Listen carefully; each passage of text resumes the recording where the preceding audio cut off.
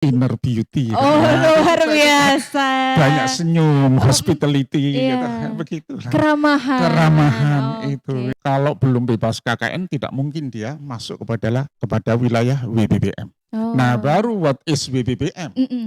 Apa itu WBBM? Pengadilan Tinggi Agama Bengkulu. Assalamualaikum warahmatullahi wabarakatuh. Semangat pagi semuanya. Ya, pada hari ini kita kembali pada acara podcast Pengadilan Tinggi Agama Bengkulu. Ya, kita hari ini mendapatkan kesempatan yang sangat luar biasa, di mana pada hari ini kita berkesempatan untuk berbincang langsung dengan Bapak Wakil Ketua Pengadilan Tinggi Agama Bengkulu. Ya, selamat pagi Bapak. Selamat pagi. Bagaimana kabarnya hari ini Pak? Alhamdulillah baik. Alhamdulillah. Mudah-mudahan Mbak Maya juga baik. Amin, amin, insya Allah, dan alhamdulillah sekarang dalam keadaan baik, ceria, semangat ya Pak. Ya Bapak, saya juga selaku perwakilan dari tim mengucapkan terima kasih sebanyak-banyaknya Pak atas kesempatan dan luang waktunya Bapak bisa mengisi pada acara podcast PTA Bengkulu ini. Ya pokoknya untuk yang terbaik PTA kita harus berikan semuanya. Wah, luar biasa ini ya. Ya, pada hari ini kita berkesempatan untuk membahas dan mengulik langsung dengan Bapak Wakil Ketua Pengadilan Tinggi Agama Bengkulu mengenai zona integritas. Ya, mungkin para audiens, Bapak, Ibu, dan juga para teman-teman sekalian sering dengar zona integritas, ZI, bangun ZI. Cuman ZI ini apa? Nah, pada kesempatan hari ini kita akan mengulik langsung oleh narasumber yang sangat luar biasa ini. Oke deh, baik, langsung Bapak berbincang dan berbicara menjelaskan apa itu ZI, Pak. Terima kasih. Wah, Iya. ini reporter kita ini sangat luar biasa ya. Jadi sebelum saya menjelaskan apa itu zona integritas, itu barangkali kita perlu mengetahui apa itu inti zona integritas. Jadi inti daripada zona integritas itu adalah membangun institusi ataupun membangun lembaga yang di sana kita mampu mencegah atau mampu menegakkan pencegahan KKN. Jadi dalam rangka membentuk pemerintah yang bersih, dan lebih dari itu adalah untuk meningkatkan kualitas pelayanan publik. Kualitas ya. Jadi kalau kita melihat selama ini atau barangkali sebelum adanya zona integritas itu mungkin pemerintah kita dinilai atau dianggap kurang kurang tegas di dalam pemberantasan KKN. Kemudian kinerja pemerintah juga kurang, terutama pelayanan pemerintah itu masih buruk. Itu barangkali itu latar belakangnya. Oh iya. Mengenai zona integritas, Pak. Iya. Nah itu tadi kalau zona integritas berarti kita membangun, kalau istilahnya itu ada integrity island. Jadi wilayah, kalau kita ya instansi pemerintah atau satker kita lebih fokusnya ya berarti Pengadilan Tinggi Agama. Ini wilayah kita ini harus bersih dari KKN, dan institusi kita ataupun lembaga kita itu harus mampu memberikan pelayanan yang prima, pelayanan yang excellent, yang terbaik bagi stakeholder atau masyarakat. Dan juga bagi yang kita layani termasuk internal, yaitu pengadilan agama kalau kita itu Pengadilan Tinggi Agama ya. Saya kira demikian. Oke, berarti menjadi ruang lingkup pengadilan agama atau satuan kerja di bawah ruang lingkup Pengadilan Tinggi Agama. Baik, kalau misalnya kita bahas atau sering dengar zona integritas dan tidak pernah terlepas dengan kata WBK ini Pak. Nah, apa itu Pak WBK? Terima kasih. Sebelum saya menjelaskan ataupun memberikan penjelasan apa itu WBK, mungkin perlu juga diketahui bagi audiens ini ya.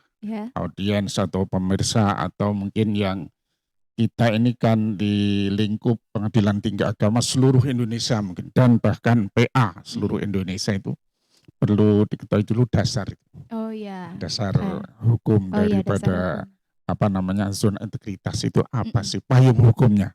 Oke. Kalau tidak salah, ingat dulu waktu saya masih di Jakarta Selatan itu waktu awal-awalnya ya. itu tahun 2014 karena adanya Permen Pan RB Permen nomor PAN RB. 52 tahun 2014. Makanya saya masih ingat betul waktu itu pengadilan Pengadilan Agama Jakarta Selatan, kemudian dan pengadilan TUN, pengadilan negeri itu sempat di training oleh lembaga Kemenpan RB waktu itu untuk sosialisasi pertama apa itu pembangunan zona. Makanya waktu itu Jakarta Selatan termasuk yang pertama. Oh, waktu itu. Itu Permen Pan RB nomor 14 tahun 2004, nomor 52 tahun 2014. Kemudian diubah dengan Permen Pan RB nomor 10 tahun 2019, yaitu tentang pedoman pembangunan zona integritas menuju WBK atau wilayah bebas korupsi dan WBBM, wilayah birokrasi bersih melayani. Itu. Baik, berarti memang tidak terlepas ya dari dalam komponen zona integritas, WBK, WBBM dengan dasar hukum tadi. Iya. Ya, Permen Pan RB nomor 52 tahun 2014 kemudian di amandemen ya, atau diubah dengan Permen nomor 10 tahun 2019. Oke deh, berarti sedikit perbedaannya itu kalau yang 2014 itu bersifat mandatori. Jadi dia itu dari pemerintah itu mendorong harus begini. Jadi platformnya itu sedemikian rupa sudah ditentukan oleh pemerintah. Tetapi yang tahun 2019 ini lebih kepada ekspresif atau improvisasi dan mandiri.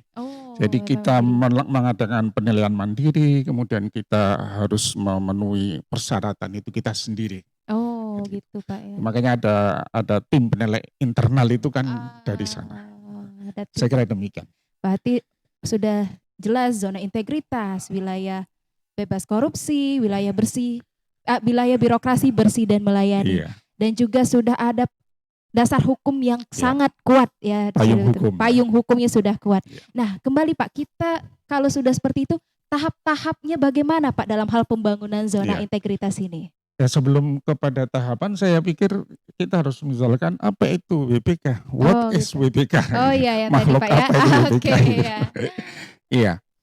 WBK itu singkatannya kita semua sudah mafhum, sudah tahu. Iya Pak. Wilayah bebas korupsi. Benar. Jadi apa itu WBK? WBK itu adalah merupakan atau suatu predikat yang diberikan oleh pemerintah kepada satker atau instansi pemerintah atau unit kerja, ya, unit kerja untuk menegakkan pencegahan korupsi. Jadi ini WBK. Sebenarnya titik sampai di situ. Jadi isinya apa saja? Yang pertama adalah adanya manajemen perubahan. Ya, manajemen perubahan. Kemudian yang kedua itu penataan tata laksana ya. Penataan tata laksana, kemudian penataan manajemen SDM. Yang ketiga penguatan akuntabilitas, yang keempat penguatan pengawasan, dan yang keenam itu adalah peningkatan kualitas pelayanan publik. Nah, sebenarnya WBK itu sampai 5 saja. Yang titik fokusnya adalah bebas KKN dulu. Karena kalau belum bebas KKN tidak mungkin dia masuk kepada wilayah WBBM. Nah, baru what is WBBM? Apa itu WBBM? Merupakan predikat yang diberikan pemerintah kepada satker atau instansi atau lembaga atau kantor apa sajalah, yang penting itu adalah masih bagian dari pemerintah dengan melaksanakan perubahan ya, manajemen perubahan mindset, kemudian penataan tata laksana, ya, penataan tata laksana, kemudian penguatan akuntabilitas, penguatan sumber daya manusia, kemudian penguatan pengawasan. Nah, ini yang WBBM itu yang intinya ini, Yang keenam tadi, Mm-mm. penguatan peningkatan kualitas pelayanan publik. Mm-mm. Jadi publik itu merasa dilayani. Kalau stigma dulu kan kita itu instansi pemerintah atau pegawai Mm-mm. minta dilayani. Nah, kita itu sekarang harus Mm-mm. membalik, kita harus memberikan pelayanan terbaik kepada Oh. masyarakat. Itu intinya WBBM. Mm-mm. Demikian saya kira Mbak Maya. Oke, berarti itu sudah jelas ya, zona integritas, WBK, dan Iya. WBBM. Nah, balik ke pertanyaan tadi Pak, gimana tahap-tahap dalam hal pembangunan zona integritas khususnya di wilayah PTA Bengkulu? Oh ya. Ya, untuk membangun zona integritas ini tidak terlepas dari sistem Iya. ataupun cara Mm-mm. atau bagaimana sih. Heeh. Tiba-tiba membangun zona integritas kan nggak mungkin. Iya. Pasti ada tahapannya kan Iya. begitu. Kalau kita pertama dari tahapan-tahapan itu adalah yang pertama harus ada pencanangan. Oh, oke, perencanaan. Pencanangan oleh satker atau instansi tersebut, kalau Mm-mm. kita ya tentu Pengadilan Tinggi Agama. Iya. Pencanangan ini juga ada syaratnya. Mm-mm. Jadi syarat pencanangan itu yang pertama adalah adanya keinginan kuat Mm-mm. ya dari pimpinan top leader sampai kepada seluruh pegawai, bahkan sampai kepada para honorer, tenaga honorer lah ya. Mm-mm. Bahkan kalau di sana ada tenaga anak-anak yang praktek Iya. di satker, itu juga harus menyesuaikan. Mm-mm. Kalau di satker kita ini misalnya saja Iya. Pengadilan Tinggi Agama Bengkulu, Mm-mm. maka mereka juga harus diberi penjelasan, informasi bahwa kita sedang membangun integritas, oleh karena itu saudara juga terlibat langsung. Jadi Oke. semuanya terlibat langsung. Mm-mm. Nah, keterlibatan semua dari top leader sampai kepada yang paling bawah itu harus diwujudkan dalam bentuk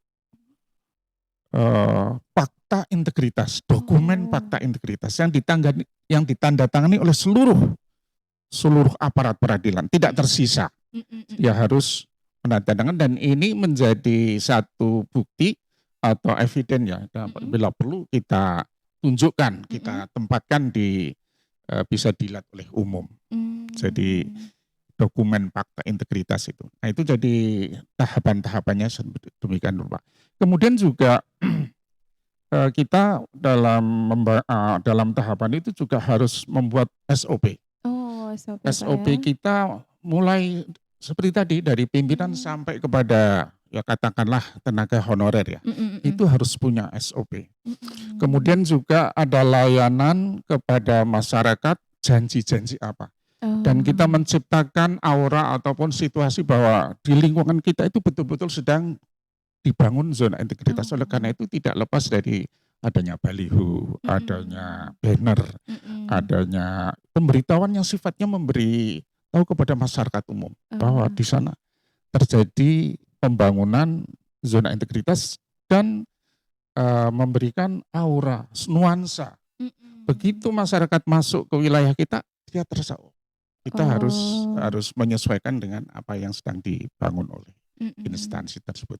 Itu tahapan-tahapannya itu, Mbak Maya. Oke.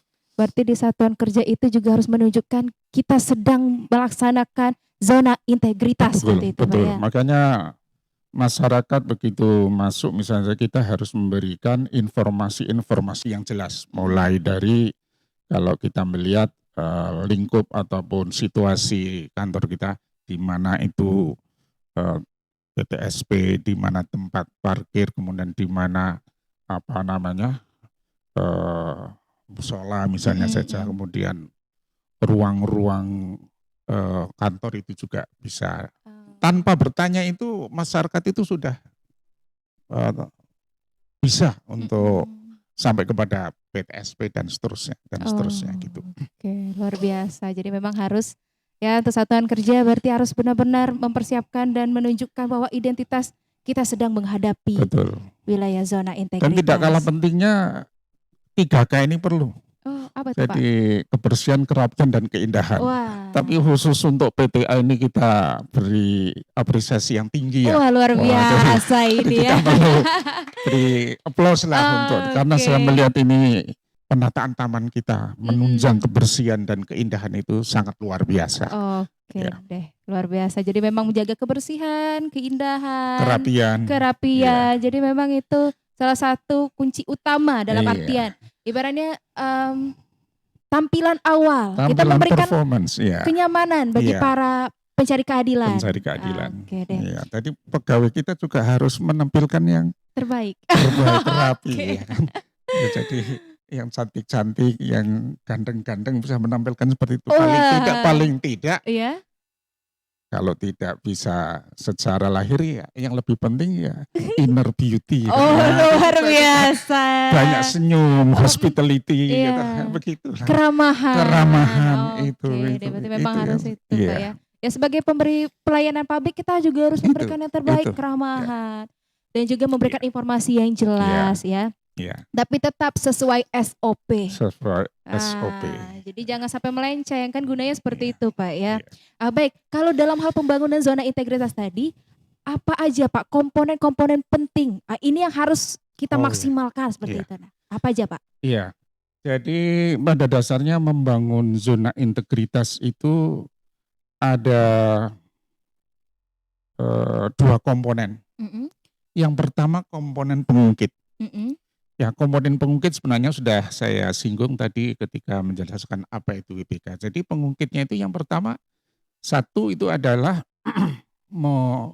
manajemen perubahan. mm-mm, Kita seluruh aparat pengadilan tinggi agama ini atau siapapun yang sedang membangun zona integritas itu harus punya mindset. mm-mm, Pikiran kita, cara pandang kita, sudut pandang kita bahwa kita harus berubah. mm-mm, Mulai dari pimpinan sampai Wah. tenaga honorer tadi. mm-mm, Jadi berubah. Budayanya juga begitu. Budaya yang dulu itu malas-malas atau tidak melayani, ya itu culture set ya. Jadi mindset dan culture set itu memang harus berubah. mm-mm, Oleh karena itu yang paling pokok kita harus memberikan contoh mm-mm, pimpinan itu. mm-mm, Yang kedua adalah manajemen penataan tata laksana. mm-mm. Tata laksana kita itu bagaimana di kantor ini suasananya, untuk kerja kita itu bagaimana. Kita ada mengenal ada 5S misalnya saja ya. Itu kita harus terikat oleh itu. Kemudian yang ketiga adalah manajemen SDM. Mm-mm. SDM kita itu. Kalau yang ideal ya kita mau disesuaikan, kalau dia itu ahli IT ya di IT dan seterusnya. Jadi kemudian penguatan akuntabilitas, terukur. Kita itu hari ini kerja apa, hasilnya apa, jelas gitu. Kemudian penguatan pengawasan, dan yang keenam adalah penguatan peningkatan kualitas pelayanan publik. Itu pengungkit, itu ada enam komponen. Nah, itu masing-masing harus punya standar nilai. Jadi yang pertama 5%, yang kedua 5% tadi, kemudian yang ketiga 15%, yang keempat itu 10%, yang kelima 15%, penguatan pengawasan itu penting sekali. Kemudian yang terakhir itu pelayanan publik itu 10%, jadi di situ komponennya secara keseluruhan adalah 60%. Itu komponen yang pertama. Dan komponen yang kedua adalah hasil. Hasil ini adalah ditentukan oleh persepsi. Yang dilaksanakan dengan cara survei, baik oleh internal maupun eksternal. Alhamdulillah kita Pengadilan Tinggi Agama Bengkulu ini sudah, setelah diadakan pengawasan internal, kita sudah masuk, artinya lolos ya. Sehingga oleh Mahkamah Agung kita diusulkan untuk diajukan WBK. Jadi wilayah bebas korupsi.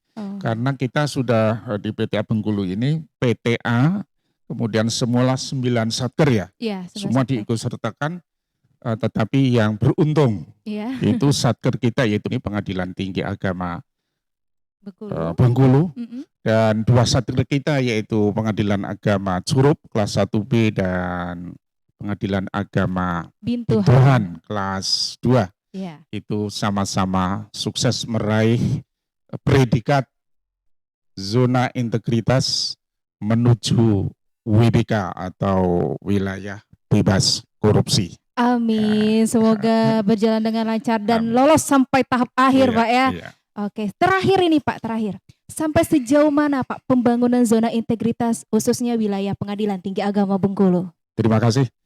Kalau sejauh mana, insya Allah kita dengan tekad dan kerja keras kita, Mm-mm. apalagi tahun 2021 ini saya melihat sangat optimis.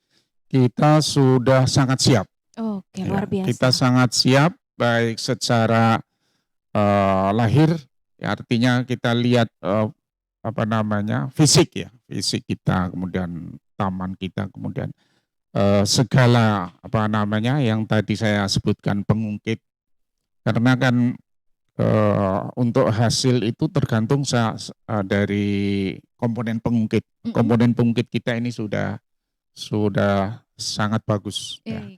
Jadi mudah-mudahan itu nanti hasilnya, kalau hasil itu kan 40% saja ya. Iya. Ya, itu insya Allah kita sangat optimis. Kita sudah saya melihat dari kawan-kawan kita ini, ya, Mm-mm.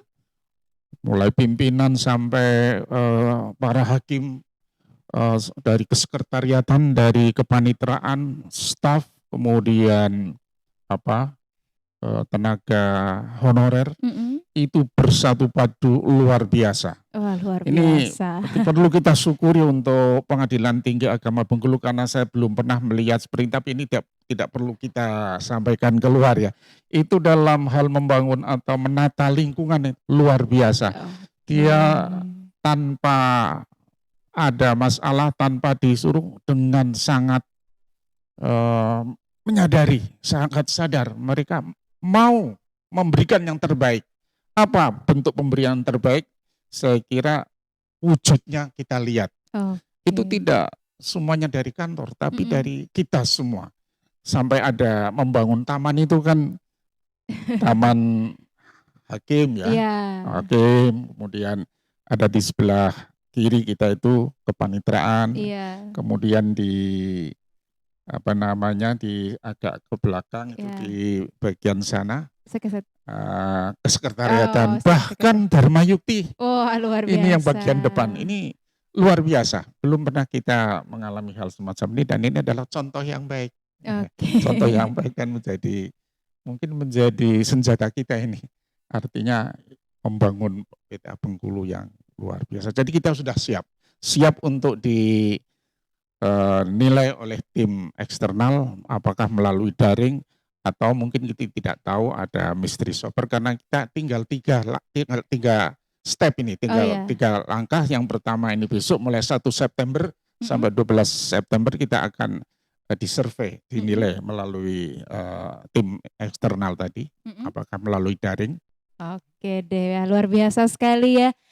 Itu tadi tentang mengenai zona integritas sampai ke tahap-tahap dan komponennya sudah kita dapatkan informasi dengan sangat-sangat jelas dari Bapak Wakil Ketua Pengadilan Tinggi Agama Bengkulu. Ya Bapak, terima kasih banyak atas waktu luangnya. Sama-sama. Jangan sungkan nanti kalau besok-besok kami undang lagi Pak ya. Mudah-mudahan kita bisa berjumpa lagi di sesi yang lain. Baik Bapak, oke, sekali lagi terima kasih banyak. Sama-sama, Bapak. Ya itu saja para audiens dan para Bapak Ibu semuanya sudah mendapatkan informasi yang sangat luar biasa pada kesempatan kita kali ini. Ya mohon maaf bila ada kesalahan. Saya pamit undur diri. Wassalamualaikum warahmatullahi wabarakatuh. Waalaikumsalam. Maju terus.